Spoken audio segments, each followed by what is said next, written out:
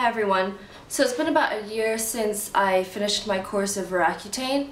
I wish I could say that my skin is perfect now and that I no longer get any acne, but that wouldn't be true. My skin is definitely better than it was before I started taking Roaccutane, but and my skin remained pretty clear from last October until this June, so a good amount of time after I stopped taking the Roaccutane. But during that period I still did get a few pimples every now and then, maybe from October to say throughout winter, that winter after I finished taking Roaccutane.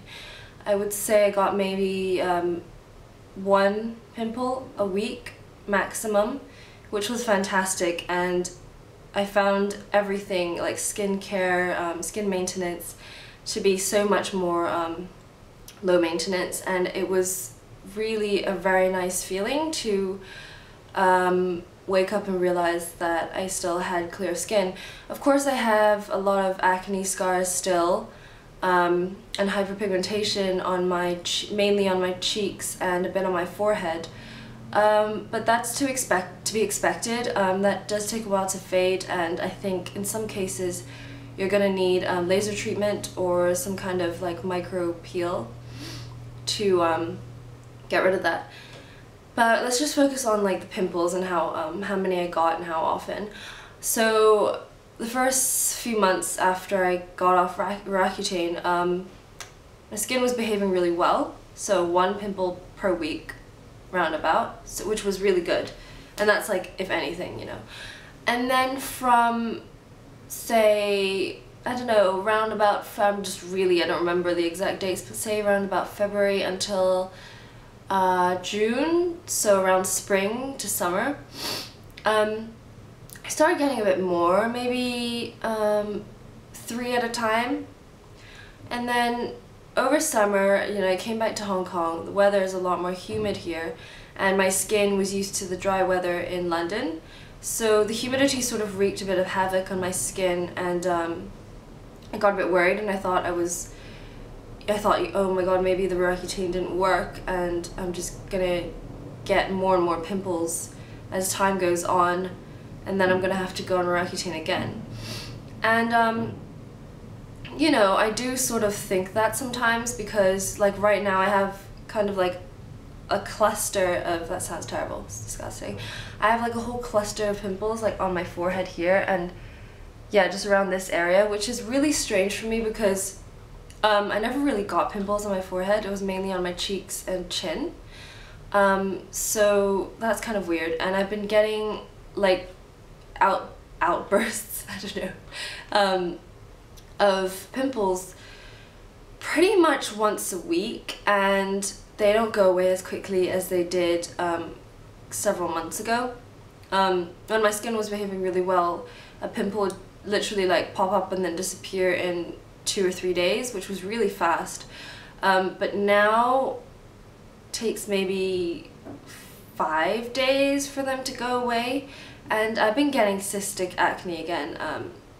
And I know this is really discouraging, and I am a bit worried about it too, but you know, people have been requesting updates, and I think it's only fair to you guys for me to update you with, you know, honestly. So I've been getting cystic acne on my cheeks. I mean, right now I've got a couple small cystic acne here, small cysts, and then not much on this cheek, nothing on the chin at the moment, but recently I've been getting like little whitehead pimples on my chin, like just below my mouth, which I don't know where it's coming from, but it might be that the effects of the Roaccutane are wearing off, and you know, a lot of people do have to go on a second course of Roaccutane, and usually they find that they need to do that pretty much a year after they've finished their first course, which is round about now for me. So you know, I'm just taking it, you know, day by day. It's not that severe. I mean, it's not like, you know, depression or anything, but yeah, I've been worrying about it a little bit, but I'm not stressing about it too much. because at the end of the day, like, it's not that bad. And I mean, my skin is still oily. That's the thing though, I think it's really dependent on the weather, because even when I went back to London last month for my graduation, I was in Prague and then London, and the weather was, you know, what I was used to, what my skin was used to. It was more dry and a bit colder, and actually my skin completely cleared up on holiday. So I really think a lot of it has to do with humidity. So, you know, it might not be, you know, the Roaccutane's fault, or it's, you know, the fact that it hasn't been completely effective.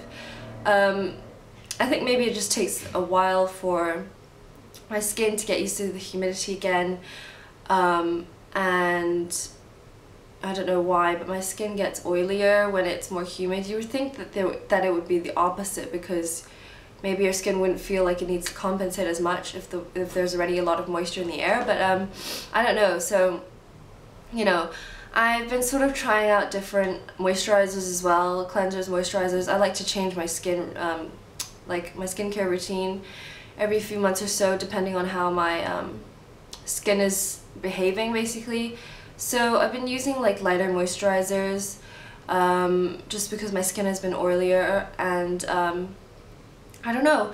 I probably should visit the dermatologist soon to just for him to see how my skin is doing and whether I need to take any additional steps.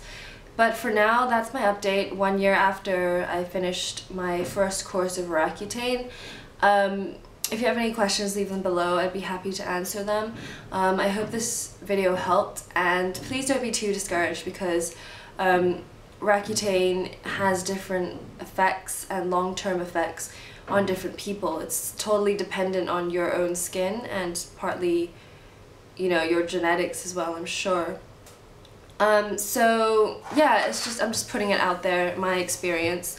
And yeah, if you want another update a few months from now, or if some major developments happen, if my skin miraculously becomes perfect, or if it goes really bad, I'll update you guys. So yeah, I'll speak to you guys soon, maybe, and in the meantime, stay strong if you're on Roaccutane, and you know, keep your sights on the light at the end of the tunnel, and hopefully perfect skin. Okay, bye!